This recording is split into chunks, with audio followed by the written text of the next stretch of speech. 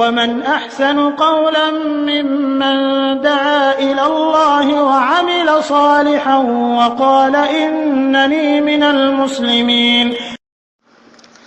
আসসালামু আলাইকুম ওয়া রাহমাতুল্লাহি ওয়া বারাকাতুহু। আমাদের একজন ভাই প্রশ্ন করেছেন মোহর বিষয়ে, যে ওনাদের এলাকায় দেখা যাচ্ছে যে মোহর ঠিক করা হয় 10,000 পাউন্ড,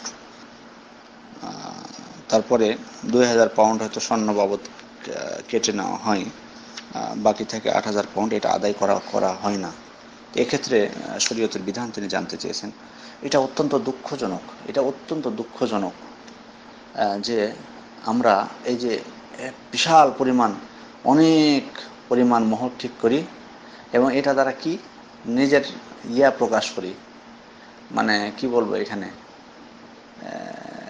অনেকে এটার দ্বারা দাম্ভিকতাও দেখায়। আমি সেটা বলছি না সকলে হয়তো করেন কিনা, মানে এটা একটা প্রতিযোগিতাও দাঁড়িয়েছে, অর্থাৎ একজনকে টেক্কা দিয়ে আর একজনের মোহর বেশি করা, কিন্তু শেষে যে আদায় করেন না। এটা অত্যন্ত দুঃখজনক। মোহরটা এটা স্ত্রীর হক, এটা আপনাকে আদায় করতে হবে, এটা আপনার উপর অপরিহার্য বিষয়।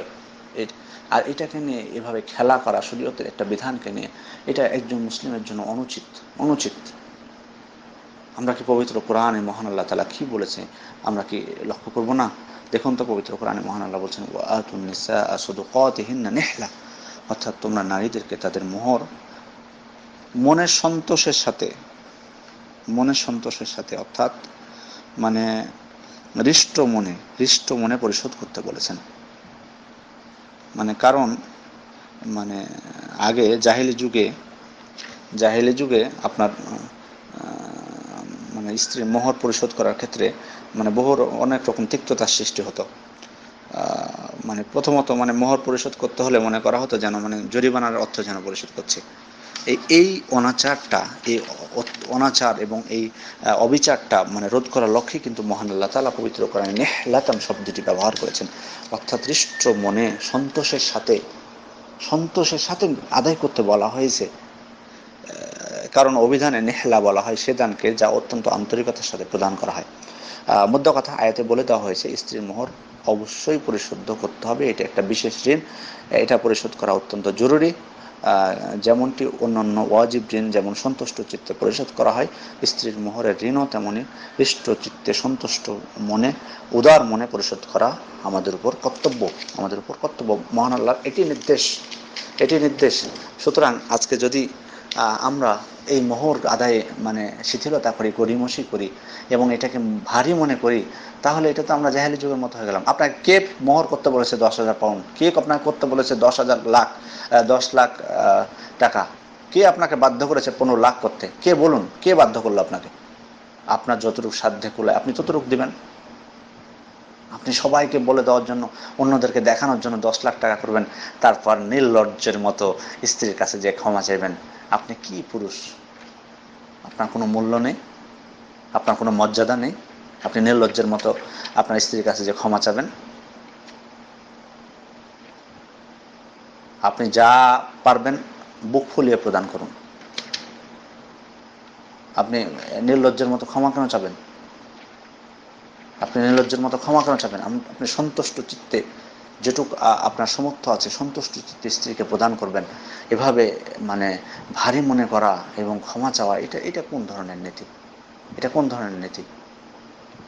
এই নীতি থেকে আমাদেরকে অবশ্যই সরে আসতে হবে।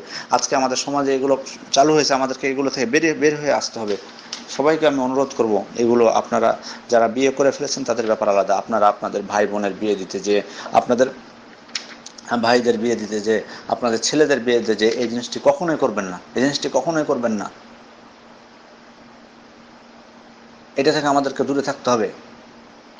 অত্যন্ত মারাত্মক ভয়ানক একটা অন্যায় এটা একটা। আপনার মোহর নির্ধারণ, আমরা তো মাত্র কয়েকদিন আগে আলোচনা করলাম যে মোহর কম করার প্রতি শরীয়ত উৎসাহ দিয়েছে। কে আপনাকে বেশি করতে বলেছে? কোথায় পেলেন এটা? তারপরে আবার অনেকে মনে করে যে ওখান থেকে কিছু দিয়ে দিলে হয়ে যাবে, ফাইজলামি একটা, খেলা একটা। ওই জন্য তো স্বর্ণের বাবদ দিয়ে দেয়, মনে করে খালাস। তো তোমার যদি তুমি যদি সক্ষম হও 2 লাখ পাউন্ড দিতে, তো তুমি 2 লাখ টাকায় দিবা। কে তোমাকে 10 লাখ পাউন্ড দিতে বলেছে, 10,000 পাউন্ড দিতে বলেছে? কে তোমাকে 10,000 পাউন্ড দিতে বলেছে? আসলে আমি একটি কথা বলবো, হয়তো আপনাদের কঠিন মনে হবে কথাটি, কিন্তু আসলে এটি সহজ সব থেকে এ বিষয়ে, যে আসলে আমাদের লজ্জা কম হওয়ার কারণে কিন্তু এই জিনিসটা করে থাকি আমরা। তাছাড়া কি করে ক্ষমা চাইতে পারি? এবং এটা একটা ক্ষমা চাওয়াটা, এটা তাদের উপর একটা জুলুমও বটে, কারণ সবাই তো স্বাভাবিক মনে আপনাকে ক্ষমা করবে না। আর পবিত্র কোরআন কিন্তু এটাই বলেছে,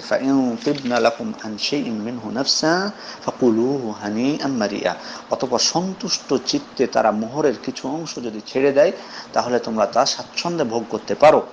সন্তুষ্ট চিত্তে বলা হয়েছে, কারণ জাহেলি যুগে স্বামী তার বিবাহিত স্ত্রীকে নানাভাবে চাপ প্রয়োগের মাধ্যমে মোহর মাফ করিয়ে নিত। এভাবে মাফ করিয়ে নিলে প্রকৃতপক্ষে তা মাফ হয় না। অথচ স্বামীরা মনে করছে যে মৌখিকভাবে যখন স্বীকার করে না গেছে, সুতরাং মাফ হয়ে গেছে। এই ধরনের জুলুমটা প্রতিরোধ করার জন্যই কিন্তু মহান আল্লাহ তাআলা পবিত্র কোরআনে বললেন যে স্ত্রীরা যদি সন্তুষ্ট চিত্তে শতপবিত্র হয়ে মোহরের কোনো অংশ ক্ষমা করে দেয়, তবেই তোমরা হৃষ্ট মনে ভোগ করতে পারো, স্বাচ্ছন্দ্যে ভোগ করতে পারো। এটা বলা হয়েছে। যদি স্বাচ্ছন্দ্যে, তা কিন্তু আপনি যখন তার কাছে ক্ষমা চাইবেন নির্লজ্জের মতো, তখন কি সে বলতে পারবে যে না দাও আমাকে? তো এটা তো এক প্রকার চাপ প্রয়োগের মতোই হলো। অনেকে তো চাপ প্রয়োগ করেন, প্লাস এই যে ক্ষমা চাওয়াটা, এটাও এক প্রকার চাপ প্রয়োগ। সুতরাং এভাবে সে যদি নিজ ইচ্ছা থেকে, আপনি বলবেন না, নিজ ইচ্ছা থেকে আপনাকে দেয়, সেটির ব্যাপার আলাদা, সেটির ব্যাপার আলাদা। তো আপনি তখন স্বাচ্ছন্দ্যে সেটা ভোগ করতে পারেন, কোনো প্রকার চাপ প্রয়োগ করা যাবে না।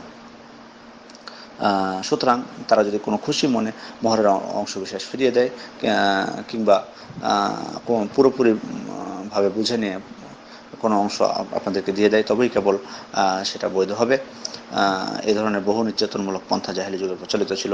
কোরআন এসব জুলুমের উচ্ছেদ করেছে, কিন্তু দুঃখজনক হলেও সত্য, আজ মুসলিম সমাজে মোহর সম্পর্কিত এই ধরনের নানা নির্যাতনমূলক ব্যবস্থা প্রচলিত দেখা যায়। মহত্ব দূরের কথা, মহত্ব দেয় না, উল্টো যৌতুক, সে কথায় না হয় নাই গেলাম, নির্যাতনের উপর নির্যাতন। সুবহানাল্লাহ, জানি না এগুলোর পরিণাম কি হতে পারে। সুতরাং মহান আল্লাহ তাআলা যে বললেন হৃষ্ট চিত্তে, সন্তুষ্ট চিত্তে মোহরের অংশ যদি ছেড়ে দেয়, এর মধ্যে কিন্তু অনেক তাৎপর্য নিহিত আছে। কারণ কি? কারণ মোহর হচ্ছে স্ত্রীর অধিকার এবং তার নিজস্ব সম্পদ এটি। আর নিজস্ব সম্পদ যদি হৃষ্ট চিত্তে কাউকে সে না দেয়, তবে সেটা কোনো অবস্থাতে হালাল হবে না। এটা তার সম্পদ, এটা তার ব্যক্তিগত সম্পদ হয়ে গেল।